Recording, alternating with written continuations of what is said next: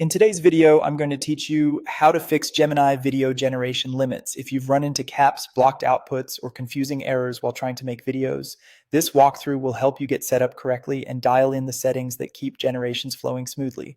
Start by opening Google Gemini in a modern browser. This ensures you're in the right ecosystem and signed into the right profile before you do anything else.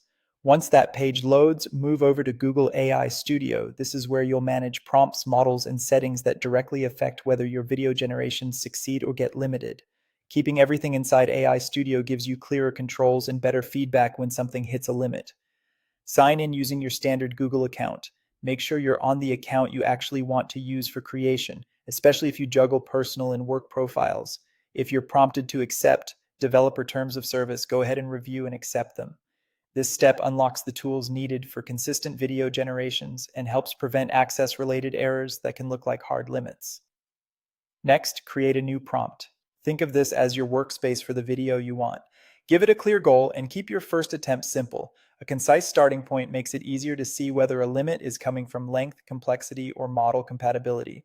Now select the right model. Choose a Gemini model that supports video generation.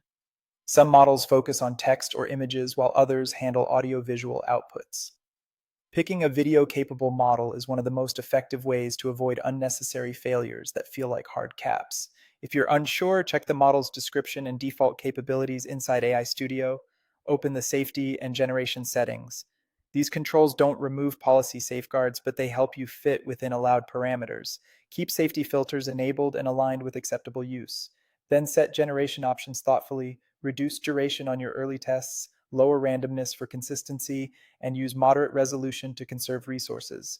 Shorter, simpler generations often slip under usage thresholds and complete faster, which is exactly what you want when you're troubleshooting limits. Finally, enter your prompt and generate. Be explicit about the outcome you want, including style, pacing, and approximate duration. If you still hit a limit, shorten the request, try a slightly different phrasing, or wait a moment and run it again. Small adjustments often resolve temporary quotas or resource spikes. By following these steps, using AI Studio, choosing the right model, and tuning safety and generation settings, you'll dramatically reduce blocked outputs and get more reliable video generations.